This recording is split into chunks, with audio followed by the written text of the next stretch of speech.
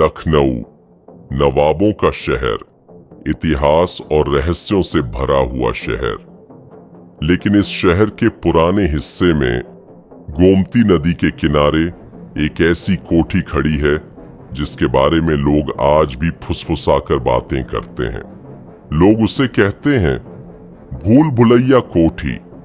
कहते हैं जो भी इस कोठी के अंदर गया वह कभी पहले जैसा वापस नहीं आया।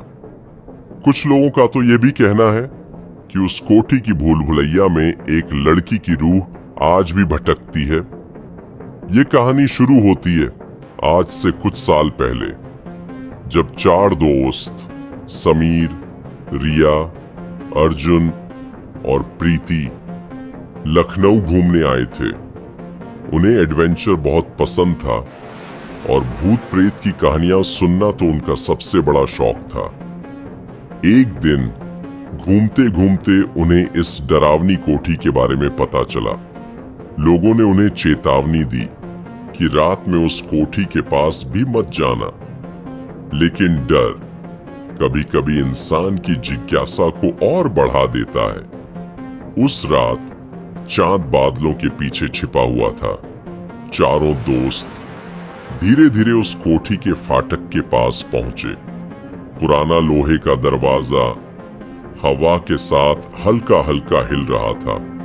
जैसे ही अर्जुन ने दरवाजे को धक्का दिया, क्रीक, एक डरावनी आवाज के साथ दरवाजा धीरे धीरे खुल गया। अंदर कदम रखते ही उन्हें लगा जैसे वे किसी और दुनिया में आ गए हों। हवेली के अंदर अजीब सी ठंडक थी। दीवारों पर धूल जमी हुई थी। हर कोने में मकड़ी के जाले थे और पुरानी तस्वीरें ऐसी लग रही थीं जैसे उनकी आंखें उन्हें घूर रही हों। तभी एक अजीब सी आवाज आई, खड़खड़ खड़खड़, जैसे कोई जंजीर घसीट रहा हो। कुछ देर बाद समीर को जमीन पर एक पुराना नक्शा दिखाई दिया। वह उस कोठी की भूल भुलैया का नक्शा था।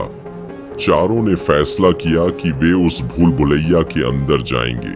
लेकिन जैसे ही वे अंदर पहुंचे, धड़ाम, दरवाजा उनके पीछे अपने आप बंद हो गया। अब वे उस भूल भुलैया के अंदर फंस चुके थे। भूल भुलैया के रास्ते हर तरफ एक जैसे दिख रहे थे। चारों दोस्त बार बार एक ही जगह लौट आते थे। तभी उन्हें सामने एक साया दिखाई दिया। एक औरत का साया, लंबे बिखरे बाल, सफेद कपड़े और हाथों में जंजीरें।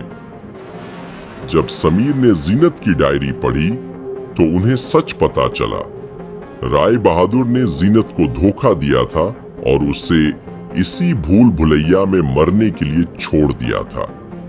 जैसे ही समीर ने कहा, हम तुम्हारी कहानी सबको बताएंगे, अचानक जीनत की आत्मा धीरे धीरे धुएं में बदलने लगी और सुबह की पहली किरण उस कोठी के अंदर आ गई। चारों दोस्त जल्दी से कोठी से बाहर भागे। लेकिन आज भी जब कोई उस कोठी के पास से गुजरता है तो हवा में एक अजीब सी उदासी महसूस होती है। जैसे जीनत की कहानी आज भी लखनऊ की हवाओं में गूंज रही हो।